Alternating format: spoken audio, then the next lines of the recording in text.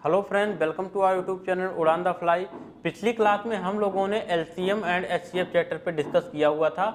उसमें हम लोग बेसिक पढ़े थे, थोड़ा बेसिक क्वेश्चन देखे थे, कैसे हम लोग एलसीएम कैसे हम लोग एचसीएफ ज्ञात करते हैं, इसको सीखा था। फिर धीरे धीरे हम लोग क्वेश्चन नंबर 13 तक पहुँचे हुए थे, ठीक है ना। क्वेश्चन नंबर 12 तक हम लोगों ने सॉल्व कर लिया था और क्वेश्चन नंबर 13 को आज हम लोगों को सॉल्व करना है। तो आइए हम लोग देखते हैं अपना क्वेश्चन नंबर 13, ठीक है ना। क्वेश्चन नंबर 13 में क्या बताया गया है, देखो इसमें बोला है 13 में दो संख्याओं का अंतर 85 है। दो संख्याओं का अंतर कितना है? 85 है और इनका मासा 17। ऐसे कितने जोड़े संभव हैं?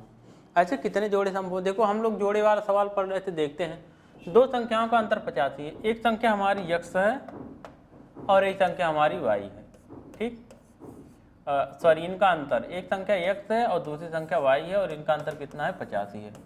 तो अगर आप लोग हमारा पहला वीडियो ना देखे हो तो उसको जरूर देख लीजिएगा, ठीक है ना, क्योंकि अगर उसको नहीं देखेंगे तो ये चीज़ें शायद ना समझ में आए आपको, तो इसलिए वहाँ से आप लोग एक बार उसे जरूर देख लीजिएगा। चलिए देखते हैं।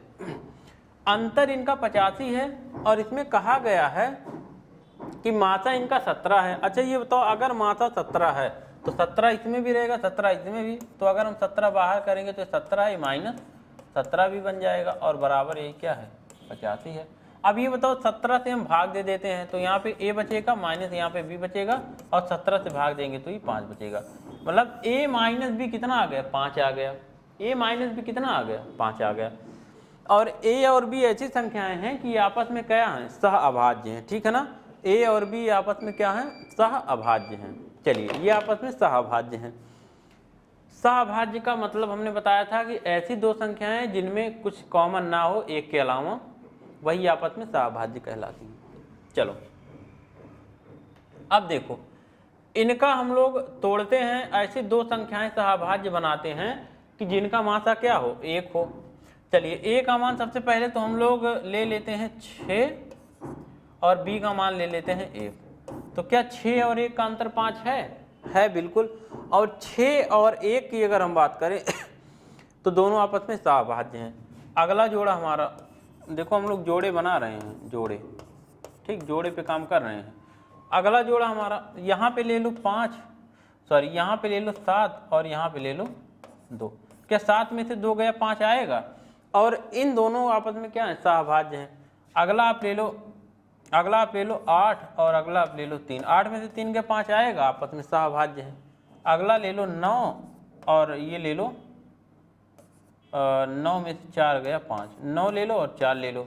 ऐसे अगली संख्या आप 10 ले लो, आपको 5 लाना है ना। अगली संख्या 10 ले लो और 5, 10 5 मत लेना, क्योंकि 10 में से 5 गया कितना? 5। और 10 और 5, जो 10 और 5 है, अगर इसकी बात करो तो ये गलत हो जाएगा आपका। क्यों गलत हो जाएगा?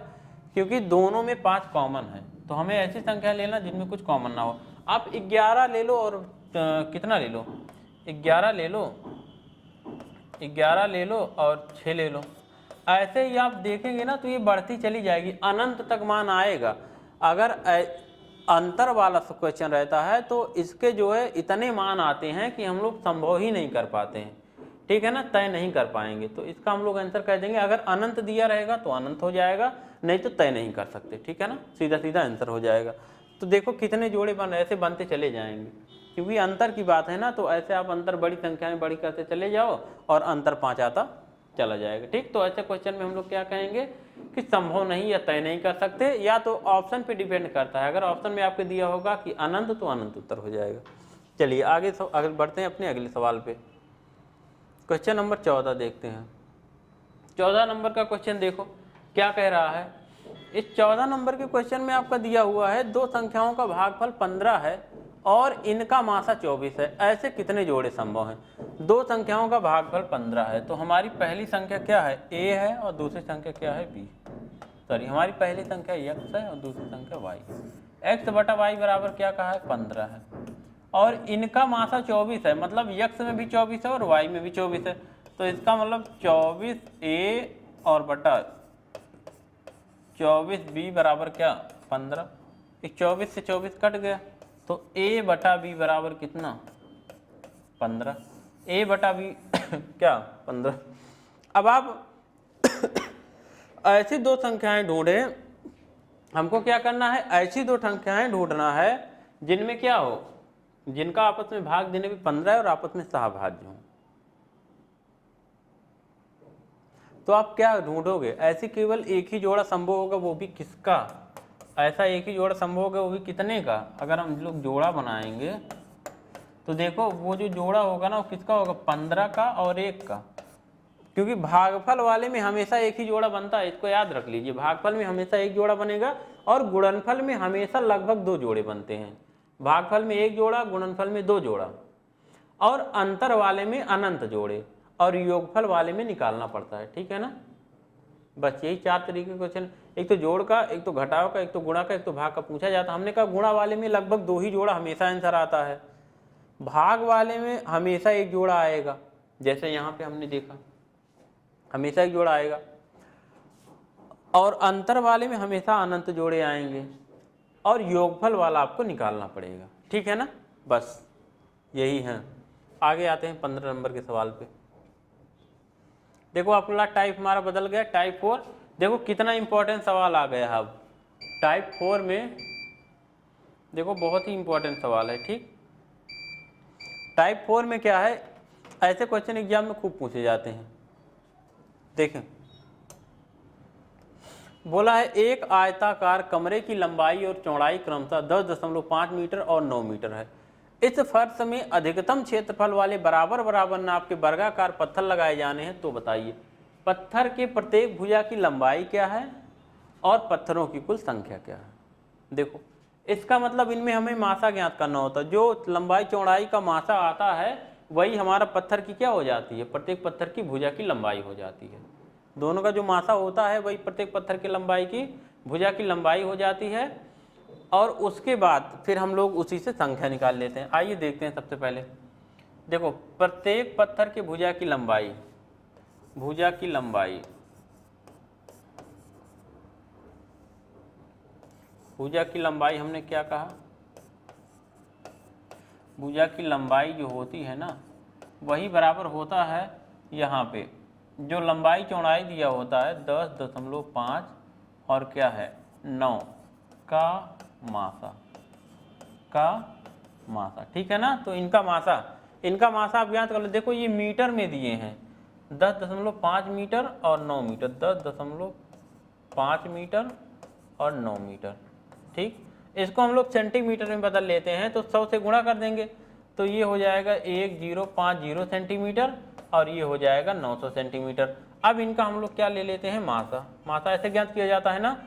10 से कट जाएगा, 15 से काट लो, 15 से कट जाएगा, 15 सत्ते 105 और 15 छक्का 90। 10 से काट लो, 10 से सब कट जाएगा, 10 से ये 7 बार में और 10 से ये 6 बार में। अब तो नहीं कटेगा, छोड़ दो। इसका मतलब मासा कितना आ गया, 15 गुणे 10। इसका HCF कितना आया, 15 गुणे 10 बराबर 150 सेंटीमीटर। 150 सेंटीमीटर, या इसी को हम लोग मीटर में बदलेंगे, 100 से भाग दे लेंगे तो 1.5 मीटर। ये तो हो गया भुजा की लंबाई। 1.5 मीटर क्या आ गया, भुजा की लंबाई आ गई। भुजा की लंबाई आ गई ना, प्रत्येक भुजा की लंबाई 1.5 मीटर होगी। अभी हमें बताना है पत्थरों की कुल संख्या। अब देखो इसको आप लोग समझ लो, पत्थरों की कुल संख्या। क्या इसी भुजा की लंबाई से अगर हम इसमें भाग दे दें, इसमें भी और इसमें भी, तो जो आएगा वही हमारा पत्थर की संख्या हो जाएगा। क्या हो जाएगा, पत्थर की संख्या। लेकिन अगर आप लोग ऐसे नहीं समझ पा रहे हैं तो मत समझो। भुजा की लंबाई क्या होता है, हमने कहा यहाँ जो दोनों आते हैं मासा, इनका गुणनफल मतलब 150 सेंटीमीटर, ये भुजा की लंबाई हो गई। और यहाँ जो आता है नीचे जो आता है इनका गुणनफल 6 और 7 का गुणनफल कितना, 6 और 7 का गुणनफल कितना, 42। ये 42 जो है ना, ये वर्गाकार टाइल्स की संख्या हो जाती है। क्या, वर्गाकार टाइल्स की संख्या हो जाती है। तो वर्गाकार टाइल्स की संख्या कितनी, 42, और प्रत्येक भुजा की लंबाई कितना, 150 सेंटीमीटर है, 1.5 मीटर, ठीक है ना। तो ये है, हमने कहा कि जो नीचे आता है शेष, इन दोनों का आपस में गुणा करते हैं, जो आता है वो टाइल्स की संख्या हो जाती है, और इधर वाले का जो मासा आता है इन दोनों का आपस में गुणा करते हैं, जो आता है वो क्या हो जाता है, भुजा की लंबाई हो जाती है। बस इतनी सी बात है और कुछ भी नहीं है इसमें। चलो इसको छोड़ के आगे बढ़ते हैं, आते हैं क्वेश्चन नंबर 17 पे, 17 नंबर पे। देखो, एक आयताकार मैदान जिसकी लंबाई और चौड़ाई क्रमशः 225 मीटर और 135 मीटर है, इस मैदान में अधिकतम क्षेत्रफल वाले बराबर बराबर नाव की वर्गाकार क्यारियां बनाई जा रही हैं। प्रत्येक क्यारी की भुजा की लंबाई और कुल क्यारियों की संख्या। देखो वही क्वेश्चन है, क्वेश्चन वैसा ही है, इसमें भी हमें वही काम करना है। देखो 225 और 135, ये क्या है, इनका आप HCF निकाल लो सबसे पहले। देखो 45 से कट जाएगा, सीधे हम 45 से काट दे रहे हैं। 45 नवैया सॉरी 45 दूनी 90 और 4 5, 45 पंचे कितना 225 और 45 तीन कितना 135। तो देखो इनका जो HCF आया, यही क्या है, ये प्रत्येक क्यारी की लंबाई है। हमने कहा ये क्या है, ये वाला प्रत्येक क्यारी की लंबाई है, प्रत्येक क्यारी की भुजा की लंबाई। भुजा की लंबाई कितनी है, प्रत्येक क्यारी की भुजा की लंबाई 45। कितनी है, प्रत्येक क्यारी की भुजा की लंबाई 45 है, ठीक है ना। और हमने कहा कि क्यारियों की संख्या, क्यारियों की जो संख्या निकालना होता है, वो जो यहाँ बचा रहता है इन दोनों का आपस में गुणा, 5 और 3 का गुणा 15, ये क्या है, कुल क्यारी, कुल क्यारियां, कुल क्यारियां या क्यारियों की संख्या, इन दोनों का आपस में गुणा क्यारियों की संख्या, और यहाँ जो मासा आता है ये क्या होता है, प्रत्येक क्यारी की भुजा की लंबाई, ठीक है ना। तो ऐसा किया जाता है, बहुत ही आसान होता है। समझ लो कि सिर्फ 2 दिन की क्लास रहती है मासा में और 2-3 दिन की क्लास लासा में रहती है, ठीक है ना। 2 दिन की मासा में, 2 दिन की लासा में, 1 दिन चलेगा मिसलेनियस, जिसमें मासा और लासा के डिफरेंट टाइप के क्वेश्चन कराए जाएंगे। यही 5 दिन की क्लास आपको कम से कम 2 क्वेश्चन जरूर आपको सही करवाएगा हर एग्जाम में। ऐसा कोई एग्जाम नहीं है जहाँ पे यहाँ से 1 से 2 क्वेश्चन पूछे ना जाए, ठीक है ना। तो बहुत ही इंपॉर्टेंट है, बहुत ही छोटा चैप्टर है, थोड़ा ध्यान से इसको पढ़िएगा। चलिए अब बढ़ते हैं अगले सवाल पे, 18 नंबर पे आते हैं, देखते हैं। देखिए 18 नंबर के क्वेश्चन में क्या बोला गया है, वह बड़ी से बड़ी संख्या बताइए जो 225, 195, 165 को पूरा पूरा विभाजित कर सके। अब देखो पूरा पूरा विभाजित करने का क्या मतलब है, इनका मासा, बड़ी से बड़ी संख्या बताना है ना, और संख्या बड़ी से बड़ी हो, क्या हो, संख्या बड़ी से बड़ी हो, और इन तीनों को विभाजित भी करे पूरा पूरा। इसका मतलब इन तीनों का मासा जो होगा वही सबसे मासा जो होता है वो सबसे बड़ी संख्या होती है अपनी संख्याओं को काटने वाली, ठीक है ना। चलिए तो इनका हम लोग क्या ज्ञात कर लेते हैं, मासा किसका, 225 कामा 195 और कामा 165 का HCF।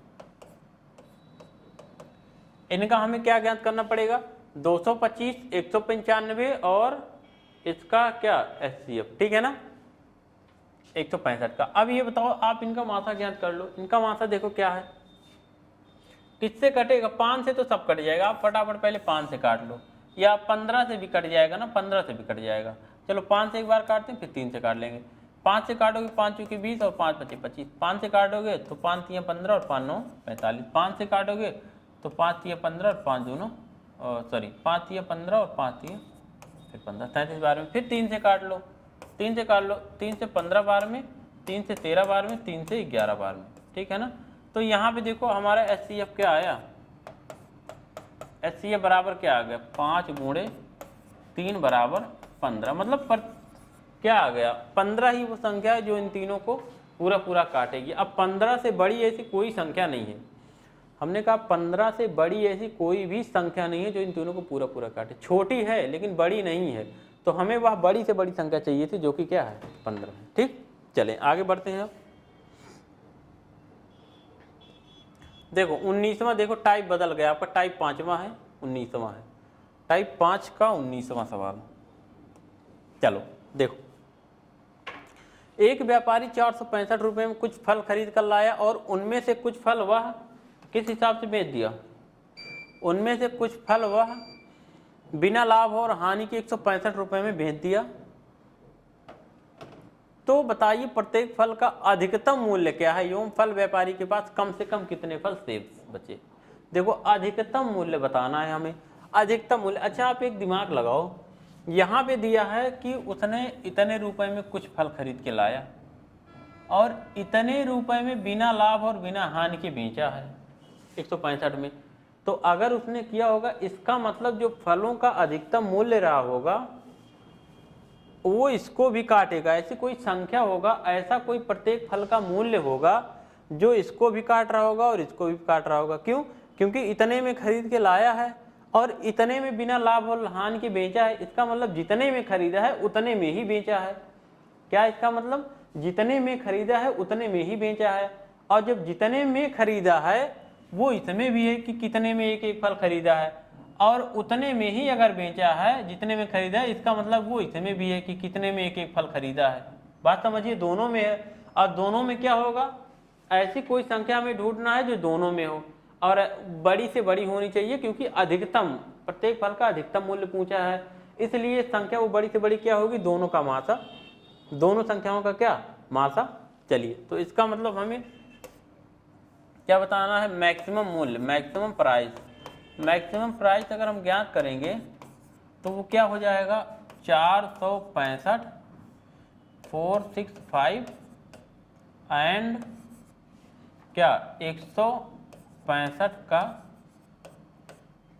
HCF, इनका मासा। तो इनका मासा, इनका मासा देखो क्या आएगा 19वां में। इनका मासा क्या आ जाएगा? इनका मासा हम लोग देखते हैं, ज्ञात कर लेते हैं, कोई दिक्कत नहीं है अपना। 465 और 165,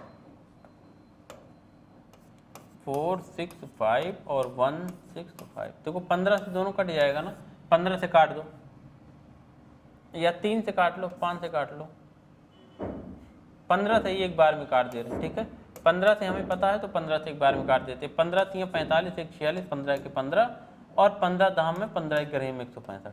ठीक, देखो क्या आया, ये जो यहाँ पे आया हमने कहा ये तो हो गया प्रत्येक फल का मैक्सिमम मूल्य, अधिकतम मूल्य। मैक्सिमम प्राइस क्या हो गया?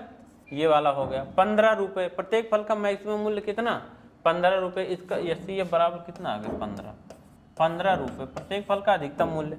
अब ये बताओ, ये तो था हमारा CP मतलब खरीदा गया, ये तो है हमारा SP मतलब बेचा गया। ये देखो 465 रुपये में खरीदा था, 165 में बेच दिया है। तो आप ये बताओ कि 465 में खरीदा था तो उसके नीचे जो शेष आया 31, ये क्या है? ये कुल खरीदा गया। क्या बताना था? कुल फल।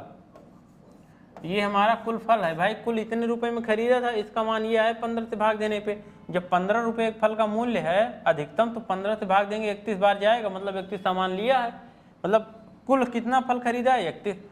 अब बेच 165 में दिया, 15 के हिसाब से 165 रुपये में बेच दिया, मतलब कितना बेच दिया? 11 बेच दिया। ये बेचे गए,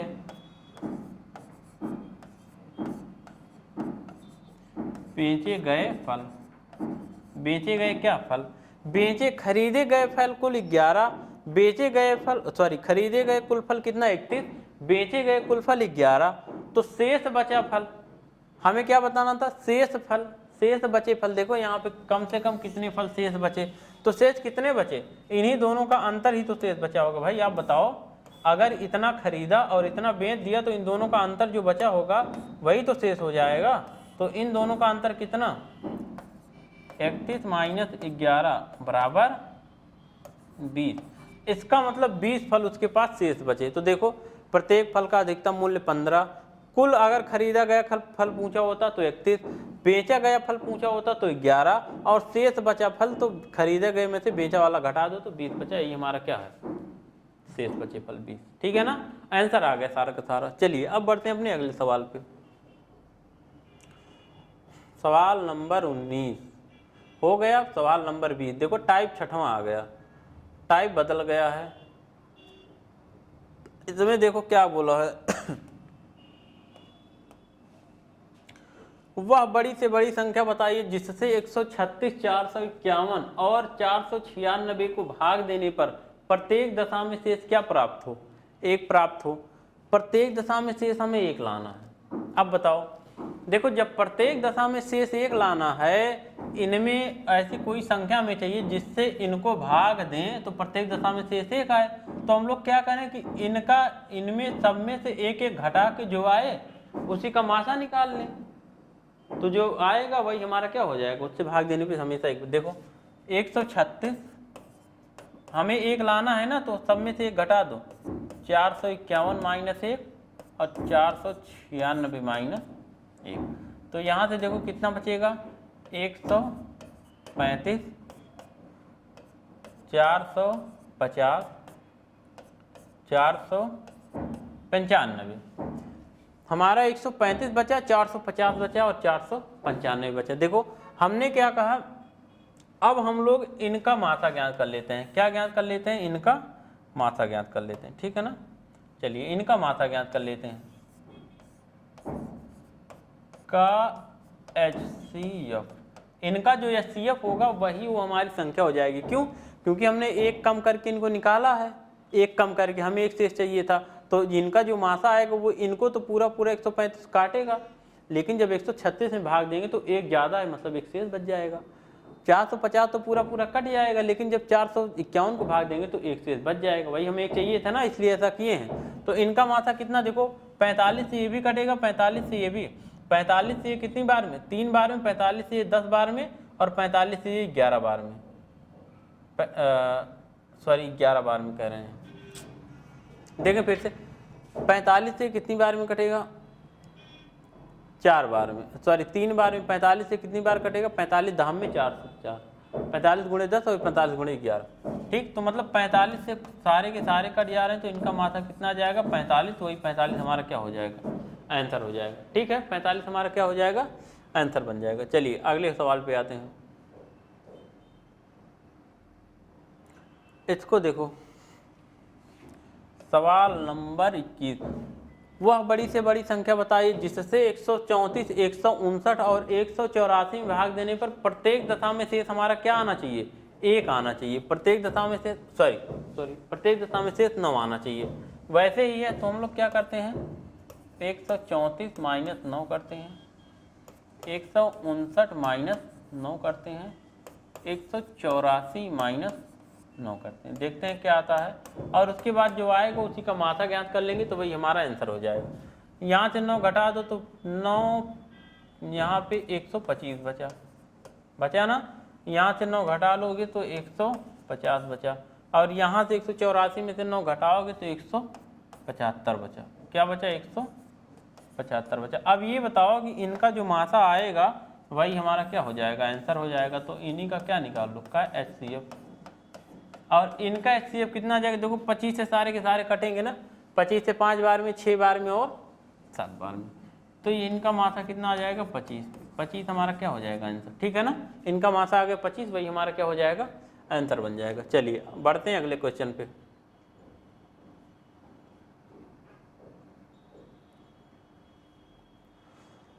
क्वेश्चन नंबर 22 देखो, अब देखो उसी के जैसा है, लेकिन यहाँ पे अलग अलग शेष चाहिए है।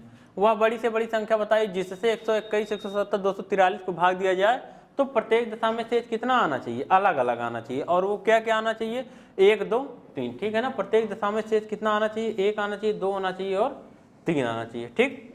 चलिए आइए देखते हैं यहाँ पे।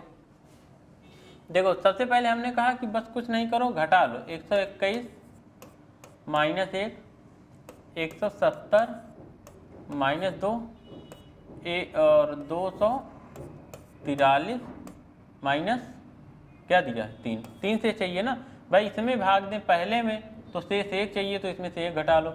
इसमें भाग दें तो शेष 2 चाहिए, इसमें से 2 घटा लो। इसमें भाग दें तो शेष 3 चाहिए, इसमें से 3 घटा लो। देखो क्या आया,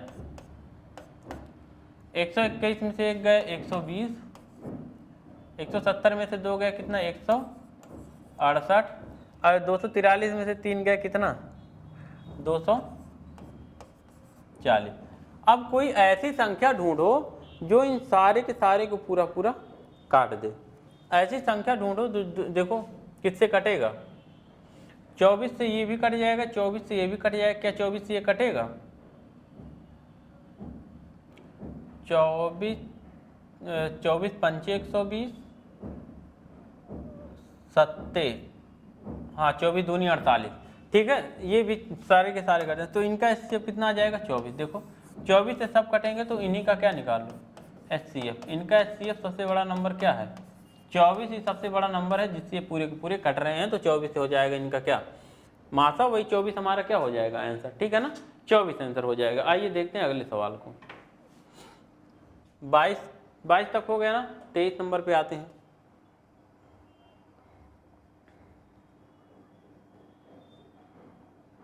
देखो मासा का ये लास्ट क्वेश्चन है, इसके बाद मासा खत्म। वह बड़ी से बड़ी संख्या बताइए जिससे 136, 451, 496 को भाग देने पर प्रत्येक दशा में समान शेष प्राप्त हो, यह भी ज्ञात करें कि वह शेष क्या है, ठीक है ना। एक तो प्रत्येक दशा में समान शेष प्राप्त हो, ये कहा गया है, ये क्या प्राप्त हो उससे मतलब नहीं है, बस समान होना चाहिए, ठीक। चलो, तो ऐसे सवाल में हम लोग क्या करते हैं, जहाँ पे हमें दिया नहीं होता कि शेष क्या प्राप्त हो, बस इतना दिया हो कि प्रत्येक दशा में समान शेष प्राप्त हो, तो ऐसे सवाल को लगाते समय हम लोग करते क्या है मासा में, देखो बड़ी से बड़ी मतलब मासा की ही बात किया है, ठीक है ना। और हम लोग करते क्या है कि इनका और इनका और इनका आपस में अंतर ले लेते हैं, क्रमागत संख्याओं का क्या ले लेते हैं अंतर, किसका किसका। जैसे हम लोग 136 माइनस 451, फिर आगे 451 माइनस 496, ठीक, अंतर कर रहे हैं, ठीक है ना। फिर अगला क्या है 496 माइनस 136। क्रमागत संख्याओं का अंतर ज्ञात करके प्राप्त संख्याओं का मासा ज्ञात कर लेते हैं, वही हमारा आंसर हो जाता है, ठीक है ना। जहां भी हमें शेष नहीं दिया हो कि शेष क्या आए, बस इतना दिया हो कि समान शेष आए, क्या दिया हो, इतना दिया हो कि समान शेष आए, तो हम लोग क्या कहते हैं क्रमागत संख्याओं का हम लोग अंतर ज्ञात कर लेते हैं, ठीक है ना। पहली दूसरी का, दूसरी तीसरी का और तीसरी पहली का, और जो भी हमें प्राप्त होता है उसी का क्या करते हैं मासा ज्ञात कर लेते हैं, तो वही हमारा क्या हो जाता है आंसर हो जाता है। चलिए इनका अंतर आप कर लो, देखो क्या आएगा, सबका अंतर कर लो, जो आएगा उसी का मासा ज्ञात कर लेते हैं। देखो 11 में से 6 गया 5, यहाँ पे बचा 4, 4 में से 3 गया 1, और ये 1 में से 3 गया 2, ठीक, 1 में से 3 सॉरी 4 में से 1 गया 3, 315 आएगा, ठीक है।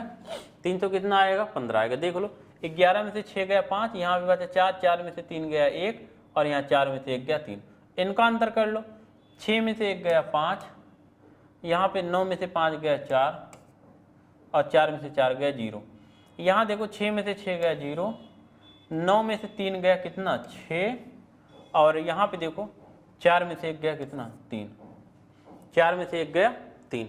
अब इन्हीं का हम लोग ज्ञात कर लेंगे क्या मासा, इन्हीं का ज्ञात कर लेंगे मासा, और जो इनका मासा आएगा वही हमारा क्या हो जाएगा आंसर हो जाएगा। तो इनका मासा क्या आ जाएगा, देखो 45 है ना, 45 से ये तो कट जाएगा, 45 दूनी 90, ये भी 360 भी कट जाएगा, क्योंकि अगर 90 45 से कट रहा है तो 90 से 360 भी कटेगा, ये भी कट जाएगा 45 से, 45 से 315 कट जाएगा, 315 5 20, हाँ 315 भी कट जाएगा।